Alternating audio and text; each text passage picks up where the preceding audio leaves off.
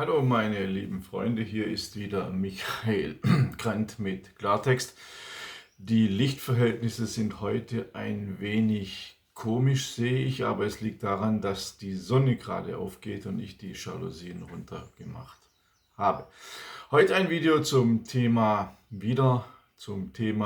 meiner Lieblingspartei, die Grünen. Meine Leser kennen ja meinen Spruch aus meinem Buch, ein Standardwort zwischenzeitlich über die Grünen. Darin schreibe ich, wer Grünen wählt, sollte zum Psychiater gehen. Das ist meine persönliche Meinung. Heute möchte ich euch über eine weitere Ideologie der Grünen aufklären, die es schon sehr lange gibt bei den Grünen, und zwar über den gleichgeschlechtlichen Menschen. Alleine das ist schon absolute Irre. Bereits bei der Gründung der Grünen Partei war es die frauenpolitische Zielsetzung von Feministinnen, außerhäusliche Erwerbsarbeit, Hausarbeit und Erziehung gleichmäßig auf beide Geschlechter zu verteilen. Dies sollte langfristig dazu führen, die herkömmlichen Geschlechterrollen von Frauen und Männern zu überwinden. So hieß es bereits 1987 im Grünen Arbeitskreis Frauenpolitik, dass es beiden Geschlechtern möglich sein soll, die Wahl in der sozialen Entwicklung auch auf die Kategorie des Geschlechts auszudehnen, neue Facetten in ihrem Charakter zu entwickeln und Geschlechtsrollen neu zu erfinden, zu fantasieren und umzugestalten. Im Grünen Basisdienst von 1984 ist dies noch genauer beschrieben, denn dadurch, dass Männer ihre männlichen Eigenschaften und Zwänge ablegen und andere bisher typisch weibliche Fähigkeiten erlangen, eröffnen sich die Chancen auf eine grundlegende gesamtgesellschaftliche Veränderung. Der gemischtgeschlechtliche Mensch soll demnach alle wertvollen Charaktereigenschaften in sich vereinen, die bisher noch auf Mann und Frau verteilt sind. Ja gut, ihr werdet dann wieder sagen, ich bin ein Macho, aber es ist einfach so, ich bin einfach 1963 geboren und diese Weicheiermänner sind für mich einfach keine Männer. Ein Mann ist ein Mann, eine Frau ist eine Frau. Ende und basta. Das ist meine Meinung. Und ein Mann muss auch männliche Attribute haben und er darf nicht plötzlich so ein Mischwesen sein. Das ist meine persönliche Meinung. Aber ja, ihr könnt euch ja in den Kommentaren dazu äußern.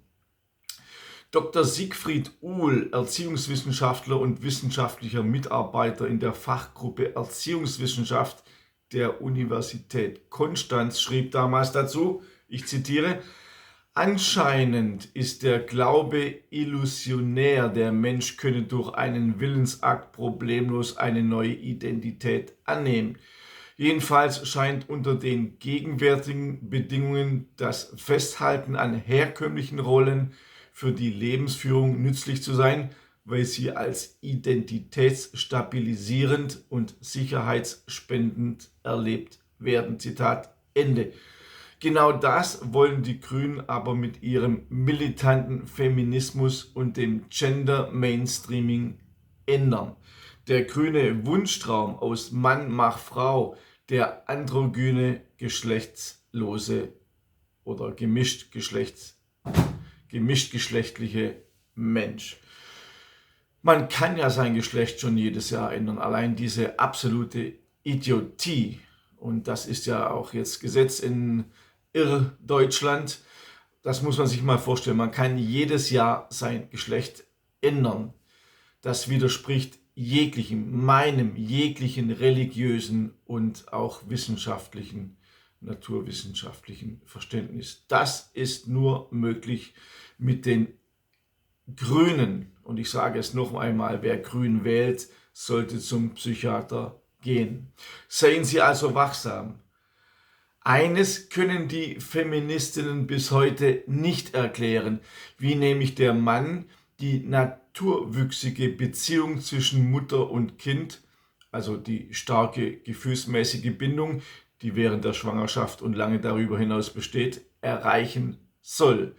Jede Mutter weiß, von was ich rede, denn gerade diese Mutter-Kind-Beziehung ist eine der wichtigsten, wenn nicht sogar die wichtigste Bedingung für das Werden und die Persönlichkeit des Kindes.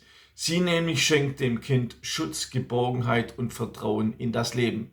Die grünen Feministinnen blenden dabei aus, dass Kinder Mütter und Väter brauchen. Viele Autoren und Wissenschaftler der verschiedensten psychoanalytischen Schulen haben die Wichtigkeit des Vaters und der Mutter für das Werden der kindlichen Persönlichkeit im Kleinkindesalter hervorgehoben. Keine Homo-Ehe zwischen Mann und Frau oder Frau und Frau kann dies erreichen. Das ist nicht nur meine Meinung, sondern auch die Meinung vieler Wissenschaftler. Viele Feministinnen sehen aber gerade ein Problem in Kindern. Ja, Sie haben richtig gehört, Mutterschaft und ein Leben mit Kindern stößt in ihren Reihen häufig auf Zurückhaltung und sogar Ablehnung. Begründung: berufliche Selbstbestimmung, so Egoismus, Durchsetzungsvermögen und Unabhängigkeit scheint für viele emanzipierte Frauen mit Kindern nur schwer möglich zu sein. Also versteht mich nicht falsch. Starke Frauen ist wichtig, unabhängige Frauen ist wichtig, aber nicht auf Kosten von Kindern. Also Frauen, die einfach Kinder wollen, so als nebenher. Nebenher geht es nicht. Man hat ein Kind, man fokussiert sich darauf oder nicht.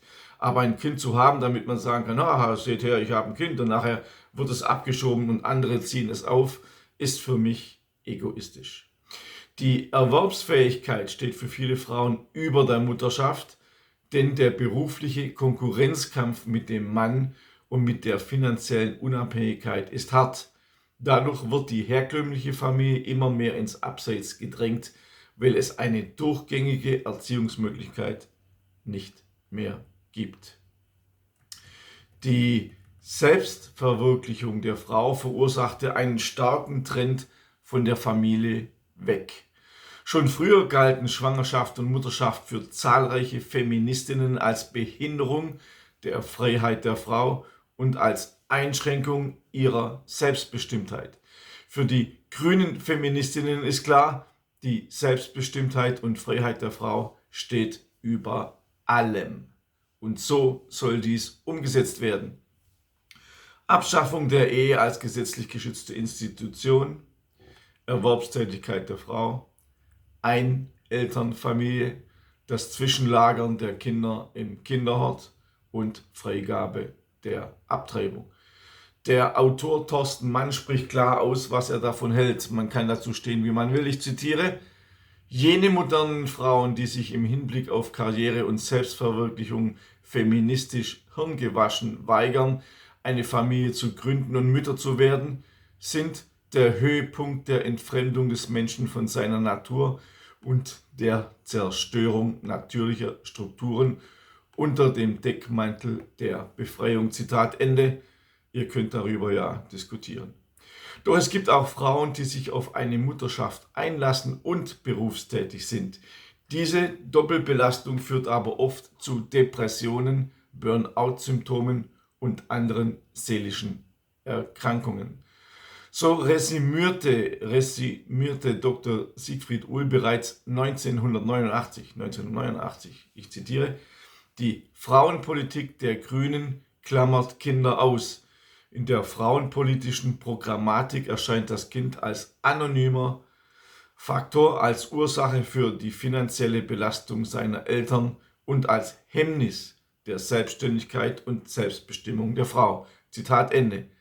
Unsere Großmütter, die den Krieg erlebt, das Land wieder aufgebaut, gearbeitet und Kinder großgezogen haben, mögen darüber nur verwundert ihre Köpfe schütteln.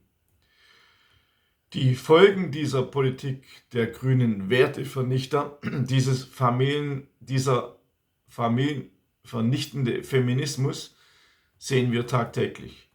Entsittlichung und Zerrüttung von Familien, Auflösung traditioneller Familienstrukturen, Scheidungsboom, Alleinerziehung, Geburtenschwund, Abtreibungsboom, Leistungsrückgang bei Kindern und Jugendlichen, Respektlosigkeit, Dahinvegetieren vor elektronischen Medien, Wertezerfall, Kriminalitätssteigerung, Süchte und Depressionen als Volksseuche. Das Fazit des bereits benannten Erziehungswissenschaftlers Dr. Siegfried Uhl ist klar und deutlich, ich zitiere: Kein Bürger braucht es hinzunehmen, dass seine seelische Struktur, seine Werteinstellungen und seine Charaktereigenschaften gegen seinen Willen staatlich überwacht oder gar durch staatliche Maßnahmen von Grund auf verändert werden. Da der von den Grünen geplante Versuch zur Aufhebung der Geschlechtsrollen eine solche radikale Umgestaltung zum Ziel hat, ist er aus rechtlichen und moralischen Gründen abzulehnen. Er ist menschenrechtswidrig. Ich wiederhole, der Versuch der Grünen, die Geschlechterrollen aufzuheben, ist menschenrechtswidrig. Und trotzdem geschieht das jeden Tag. Jeden Tag ändern Menschen ihr Geschlecht. So etwas Irres hat es in der Menschheit noch nie gegeben. Und hauptsächliche Protagonisten dafür sind die Grünen, die ich hier in meinem Buch Die Grünen zwischen Kindersex, Kriegshetze und Zwangsbeglückung total entlarve. Ein Bestseller, über 50.000 Mal verkauft. Ich wünsche euch alles Gutes. Vergesst auch nicht, meinen Newsletter zu abonnieren auf www.michaelkrant.de. Bis zum nächsten Mal. Alles Gute.